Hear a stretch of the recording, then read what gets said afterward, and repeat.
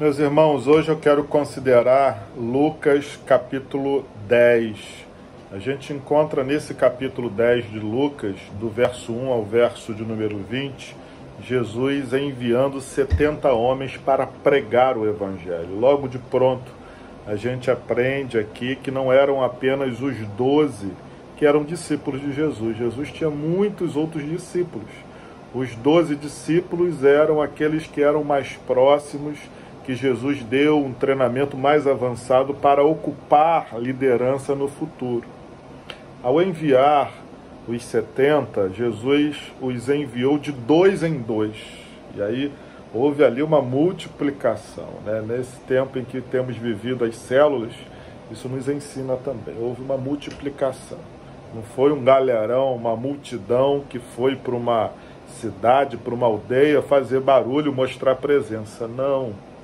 Foi de 2 em 2.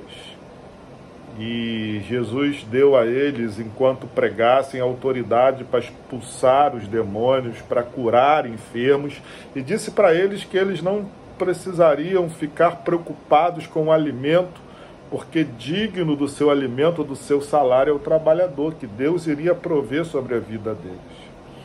E eles foram pregar. Aqui a gente aprende como o Senhor deseja que a sua igreja pregue o Evangelho. O Senhor espera que eu e você possamos abrir a nossa boca, os nossos lábios, para testemunhar dele, porque é a pregação do Evangelho, é o anúncio de Jesus que pode mudar esse mundo e a vida das pessoas.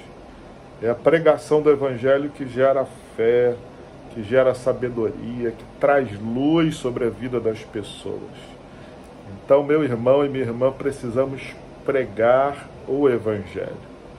Mas a gente pode ler aqui no versículo 12, e depois a gente vai ler no versículo 16 também, duas coisas muito importantes, porque a gente prega e muitas vezes as pessoas não ouvem e rejeitam a nossa pregação. E Jesus, quanto a isso, ele vai dizer lá para os 70, e diz para nós também hoje, que aqueles que não ouvem, a gente não deve ficar abatido, a gente não deve desanimar, porque aqueles que não ouvem tiveram um grande privilégio e serão cobrados por isso. Olha o que diz o versículo 12 de Lucas capítulo 10. Ele vai dizer: eu digo a vocês que naquele dia aquele dia é o dia do juízo. Naquele dia haverá menos rigor para Sodoma do que para aquela cidade que não ouviu o Evangelho. Então, o Evangelho não deixa de ser o Evangelho, de ter importância eterna, porque as pessoas não escutam. A gente louva a Deus porque muitos se abrem a esse Evangelho, alguns não. Então não se abata quando as pessoas não ouvirem o que você tem a dizer. O fato é que quando você anuncia, e aí a gente tem o ensinamento dos 70 também, muito importante, que é poderoso quando a igreja está unida, ainda que seja 2.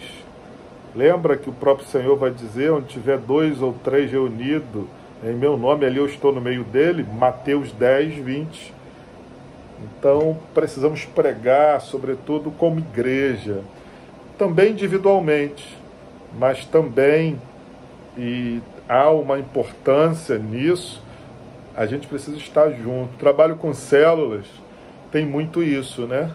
São irmãos, 2, 3, 4, pregando, e Jesus está presente ali, e ele pode realizar a obra. Então, não desanime quando as pessoas rejeitarem a pregação de Jesus por meio da sua vida e dos seus lábios.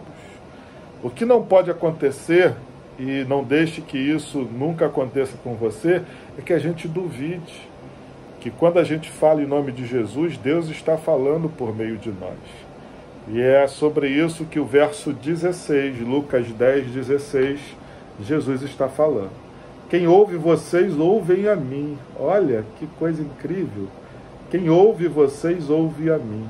E quem rejeita vocês, é a mim que rejeita. Quem, porém, me rejeita, está rejeitando aquele que me enviou.